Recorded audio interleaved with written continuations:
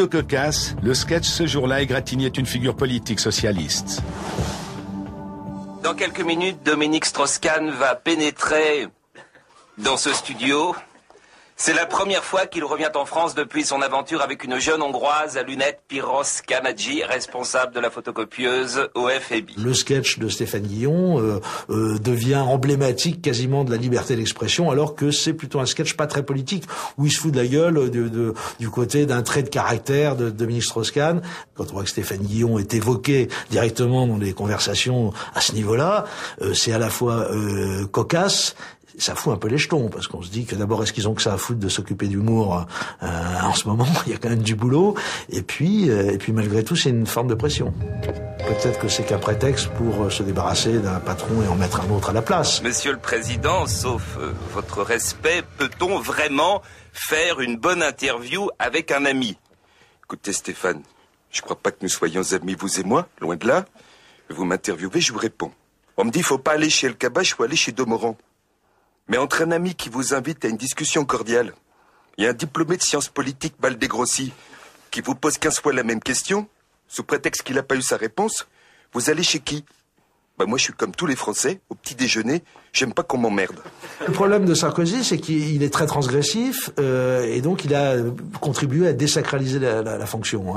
C'est vrai que quand on interpelle un électeur de base en lui disant « casse-toi pauvre con », par rapport à la stature gaullienne de la présidence de la République en France, ça crée un choc. Et c'est vrai que pour nous, c'est finalement une voie ouverte à aller plus loin. Après la radio, France Télévisions est à son tour dans la ligne de mire. Nicolas Sarkozy vient de supprimer la publicité des écrans et il possède les pleins pouvoirs pour désigner les futurs patrons des chaînes publiques. La star du 20h de France 2 craint désormais les rapports de force. Je pense que le pari de Nicolas Sarkozy de décider de nommer dorénavant les présidents de l'audiovisuel public, Radio France, France Télé, directement, même si c'est encadré par le Parlement, le CSA, etc., je pense que c'est un pari compliqué. Je dis pas qu'il veut en lui-même contrôler, qu'il a pour objectif de contrôler l'information, mais je dis que de fait, ce changement de statut aboutit forcément à mettre quelqu'un qui est redevable de quelque chose au pouvoir exécutif. C'était le système qui était pratiqué avant. Et donc avec ce risque de l'autocensure.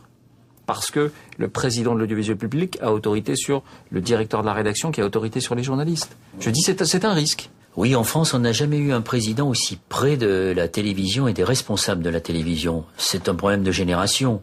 Et quand on regarde de plus près comment se sont construits ces réseaux, on s'aperçoit que ça a commencé très tôt, qu'il avait vraiment un dessein. Donc dès les années 80, dans la ville de Neuilly, où il était un tout jeune maire, il devait avoir 24 ou 25 ans, il a créé une association qui s'appelait Neuilly Communication. Et quand on regarde quels étaient les membres de cette association, ce sont les mêmes qui aujourd'hui ont les clés de l'ensemble de l'audiovisuel privé. Ce qu'il faut savoir, c'est que ce sont les mêmes qui sont aussi propriétaires de grandes entreprises, qui ont des relations très étroites avec l'État. Qu'il s'agisse de Lagardère, qui est aussi un marchand d'armes, et qu'il s'agisse de Bouygues, qui aujourd'hui est présent dans le nucléaire. Donc tout ça est quand même très inquiétant quant au pluralisme, quant au conflit d'intérêts, et donc quant à la démocratie. Madame, Monsieur, bonsoir. Monsieur le Président, bonsoir. Bonsoir, merci de m'avoir invité. Merci d'avoir accepté notre invitation. C'est la deuxième fois dans l'histoire de la Ve République qu'un président en exercice se rend dans les studios d'une chaîne de télévision. Ça prouve que j'apprécie France Télévisions en général et France 3 en particulier. Merci beaucoup. Il est clair que le chef de l'État aujourd'hui a un rapport avec la presse qui est beaucoup plus proche et beaucoup plus direct que ça ne pouvait l'être avec ses prédécesseurs. Et peut-être qu'effectivement, ça incite à l'autocensure certains confrères. C'est vrai que on fait beaucoup plus attention, mais à la limite, peut-être qu'on fait mieux notre métier aussi en faisant attention. Lors de cette édition spéciale, Audrey Poulevard n'hésitera pas à insister sur une question à laquelle Nicolas Sarkozy ne voulait visiblement pas répondre. Je voudrais savoir combien de contrôles d'identité, combien d'arrestations, à combien d'arrestations il faut procéder pour pouvoir expulser 25 000 personnes par an. Pour arriver à ce chiffre. Est-ce que vous n'arrêtez pas 25 000 personnes que vous reconduisez? J'imagine que le nombre de personnes arrêtées ou contrôlées... C'est une curieuse façon de présenter les choses. C'est une question. C'est une question. C'est une question, quand même. Et par des questions, on peut présenter les choses. Vous me dites combien d'arrestations? Enfin, écoutez, madame... C'est une question qu'on se pose. Oui, mais moi, vous me dites, vous partez des arrestations. Je ne comprends pas. Combien de contrôles d'identité, combien de personnes arrêtées pour obtenir 25 000 mais expulsions? il ne s'agit pas d'obtenir. Quand on n'a pas de papier, madame, on n'a pas vocation à rester dans notre pays. Même quand on a un emploi, même quand on a des enfants scolarisés ou qu'on a des situations sanitaires critiques. Je comprends que ce sujet vous touche, il me touche beaucoup aussi, figurez-vous. En tant qu'être humain, oui. Peut-être plus que vous, puisque moi j'ai eu à le gérer. Vous le voyez en tant qu'être humain, je le suis également un être humain. Hein? J'ai un cœur, peut-être pas forcément le même que le vôtre, en tout cas il est à la même place, à gauche. Ça aurait pu déraper. Et moi j'étais dans une position où j'aurais pu en profiter pour prendre l'avantage à ce moment-là. J'ai préféré faire l'inverse, c'est-à-dire lui tendre une perche en lui disant oui, en tant qu'être humain, vous sous-entendez en tant qu'être humain, et non évidemment en tant que femme noire, parce que voilà, moi j'estime que mon métier c'est pas de mettre en difficulté ou de prendre l'avantage sur un invité, c'est de le pousser dans ses retranchements pour qu'il donne le meilleur de lui-même. Le moins bon de lui-même, c'est au contraire dans les minutes qui ont précédé l'émission que Nicolas Sarkozy en fait une réelle démonstration.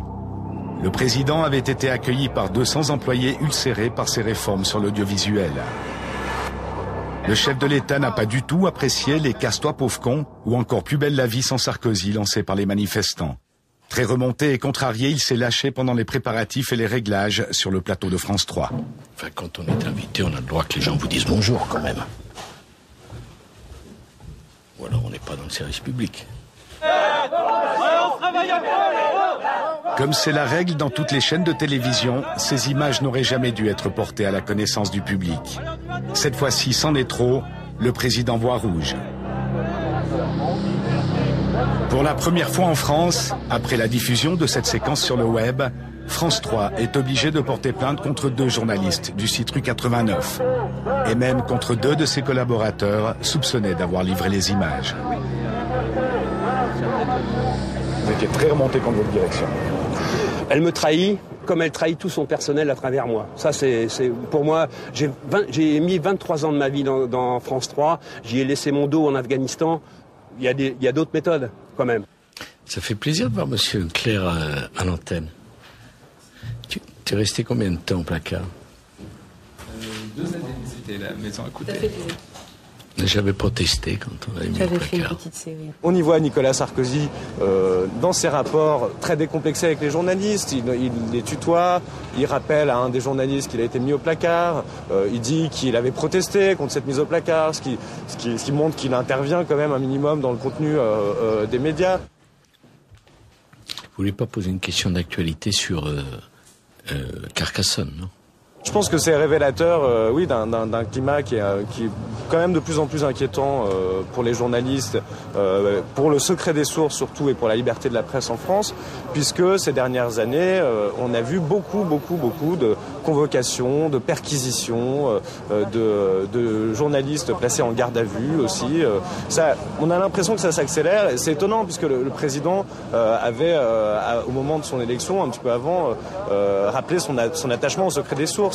La France détient aujourd'hui le triste record en Europe du nombre de perquisitions dans les rédactions et du nombre de journalistes mis en examen ou placés en garde à vue. La France fait moins bien aujourd'hui que les nouveaux entrants dans l'Union européenne, des pays comme la Pologne, la Bulgarie, la Roumanie, où il y a encore pas longtemps, des journalistes pouvaient se faire casser la gueule au coin d'une rue parce qu'ils avaient enquêté sur une affaire sensible. Finalement, face au soutien du monde médiatique et à l'ampleur que prend cette affaire, les 4 journalistes seront relâchés le jour même. À trop vouloir étreindre le roi, de nombreux journalistes se sont fourvoyés. Mais à trop vouloir approcher le soleil, le roi lui-même a peut-être fini par brûler ses propres ailes. On n'a pas placé les micros à l'Élysée, ensuite il est venu chez nous. Il est chez nous à Saint-Denis. Et donc il est chez nous, il doit se comporter comme un chef d'État. Alors la liberté de la presse est-elle en danger en France? Est-ce que nos confrères peuvent encore exercer leur profession? Réponse cette semaine sur notre forum www.tempsprésent.ch. Vous y retrouverez Pierre Aski, ancien rédacteur du journal Libération et désormais rédacteur en chef du site internet Rue 89, ce même site qui a justement diffusé les images interdites de Nicolas Sarkozy sur le plateau de France 3.